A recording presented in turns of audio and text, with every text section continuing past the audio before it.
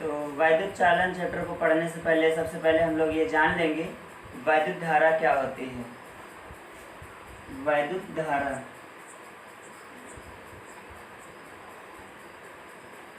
Electric current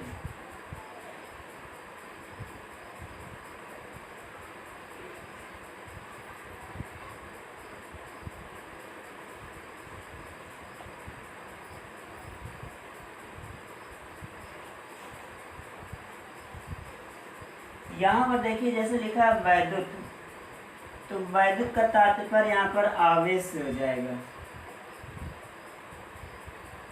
और धारा का मतलब होता है प्रवाह, अर्थात इसी शब्द से बन रहा है आवेश का प्रवाह, अर्थात आवेश का प्रवाह ही वैद्युत धारा कहलाता है। तो वैद्युत धारा की परिभाषा क्या बन रही है? आवेश का प्रवाह ही वैद्युत धारा कहलाता है। क्योंकि आपको पता है प्रति सेकेंड या किसी चालक में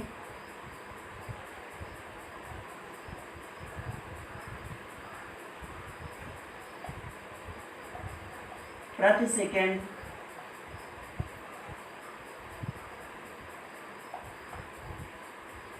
प्रवाहित होने वाले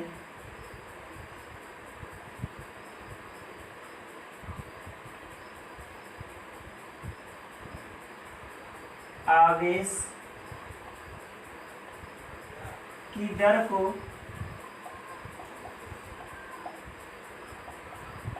वैद्युत धारा कहते हैं।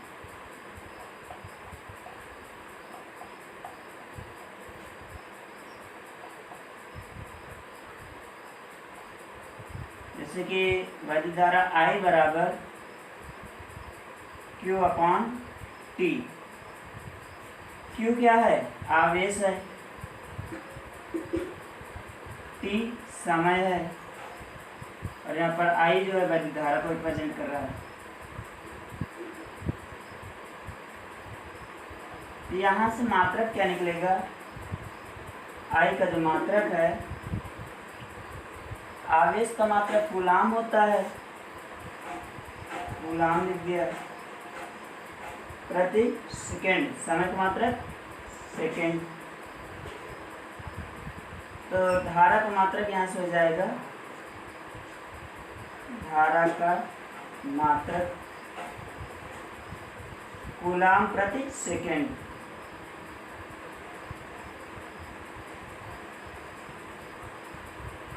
ये दूसरे शब्दों में कह सकते हैं इसका मात्रक एम्पियर होता है या फिर एम्पियर।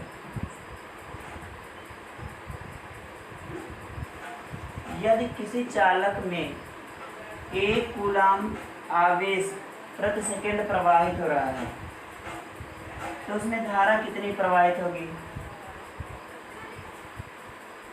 अगर दिया गया कूलाम, आवेश कितना है? आवेश 1 कूलाम है और समय कितना है? प्रति सेकेंड।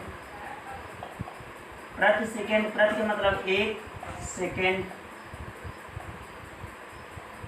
तो धारा कितनी हो जाएगी? ज्ञात करना है। तो धारा बराबर आवेश बटे समय। यहाँ से हो जाएगा आवेश कितना है? 1 कूलाम, समय कितना है? 1। तो यहाँ से क्या हो जाएगा? 1। धारा का मात्रा कभी हमने बताया एम्पियर।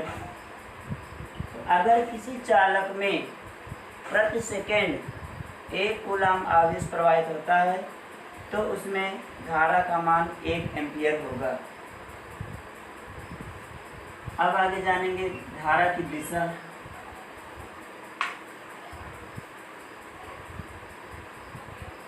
धारा की दिशा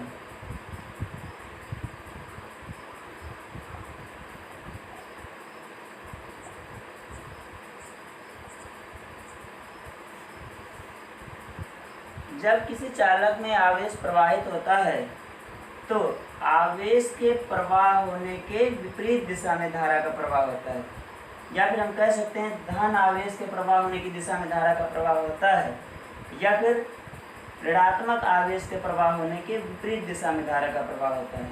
तो यहाँ से हम लोग कह सकते हैं कि धारा का प्रवाह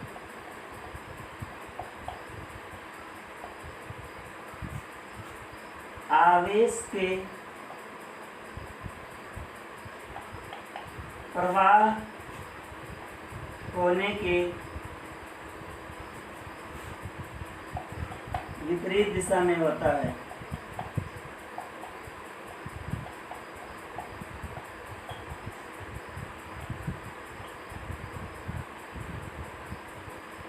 धारा कैसी राशि है, अब ज्ञात करेंगे। जो वैद्युत धारा है एक अदिश राशि है।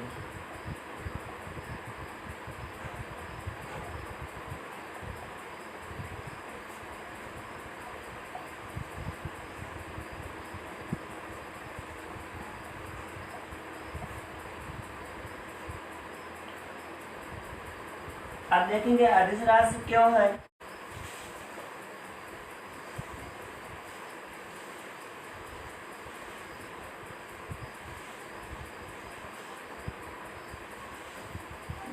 वैद्युत धारा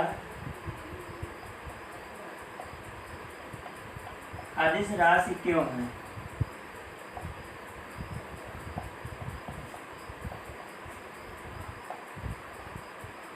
क्यों है? तो किसी वैद्युत परिपथ में, किसी वैद्युत परिपथ में वैद्युत धारा को प्रवाहित करने के लिए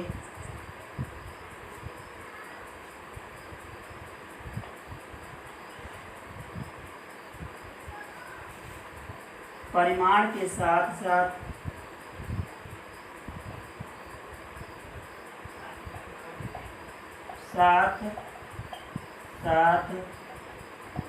दिशा की भी आवश्यकता होती है।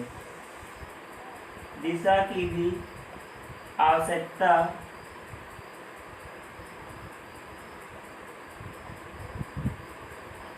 होती है। फिर भी यह अदिश राशि है।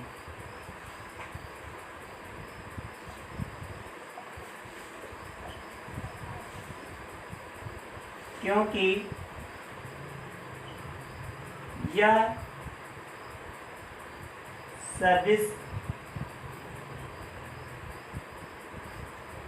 योग का पालन नहीं करती।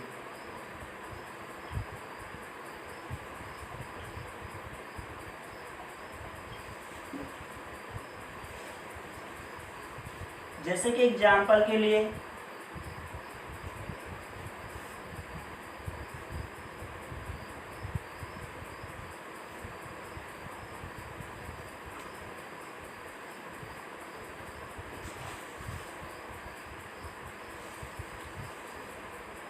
मान लीजिए कि यहाँ पर एक ये धारा का प्रवाह हो रहा है, यहाँ पर जो है 3 एम्पियर का प्रवाह हो रहा है और यहाँ पर जो है 2 एम्पियर धारा का प्रवाह हो रहा है।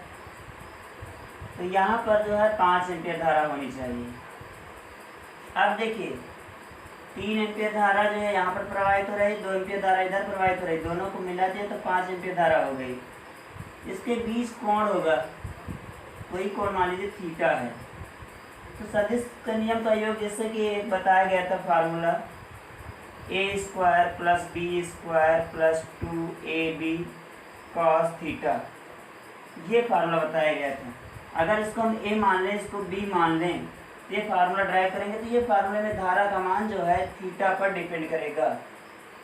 अगर मान लीजिए कि यहाँ पर परपेंडिकुलर ये ऐसे हो जाए, ये 90 डिग्री और यहाँ पर इसमें धारा 3 एम्पियर और इसमें धारा 2 एम्पियर, फिर भी इसमें 5 एम्पियर धारा प्रवाहित होगी। ये कोण में परिवर्तन हो गया, यानी थीटा में परिवर्तन हो रहा, फिर भी धारा के मान में कोई परिवर्तन नहीं हो रहा है। इसलिए यह अदिश राशि है। यह सदिश के नियमों का पालन नहीं करती, सदिश के नियम के योग का पालन नहीं करती है, इसलिए यह अदिश राशि है।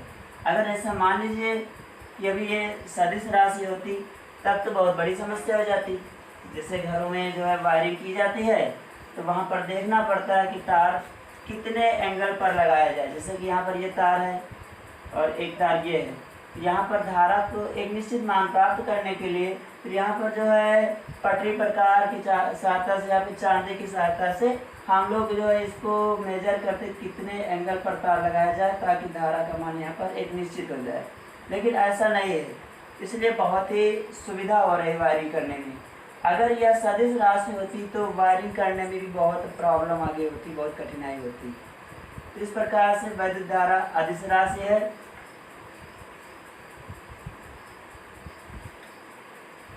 अब आगे हम लोग पढ़ेंगे धारा घनत्व।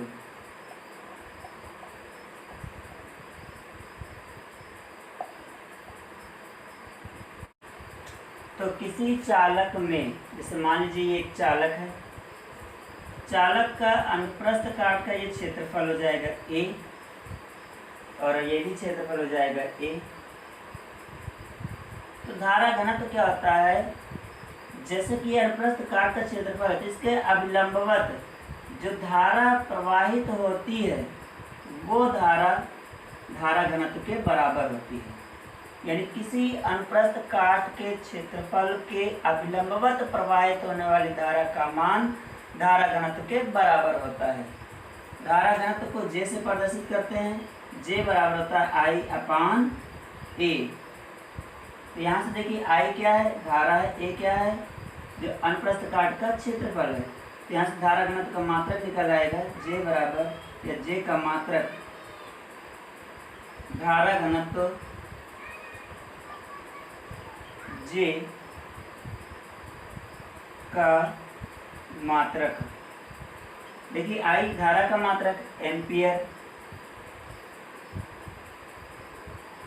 प्रति A क्या है, क्षेत्रफल, क्षेत्रफल का मात्रक मीटर स्क्वायर, एम्पियर प्रति मीटर स्क्वायर हो जाएगा यहाँ से। या फिर अगर मान लीजिए कि कोई अनुप्रस्थ काट का क्षेत्रफल ऐसे है, तो यहाँ पर देखिए थीटा कोण पर अगर धारा प्रवाहित हो रही है, जब थीटा बन रहा है तो यहाँ पर क्या लिख सकते हैं हम लोग, J बराबर I/A cos थीटा। ये अभिलंबवत घटक जो थीटा है वो लिख देंगे A cos थीटा। तो J बराबर I/A cos थीटा। इस प्रकार से ये धारा घनत्व हो जाएगा।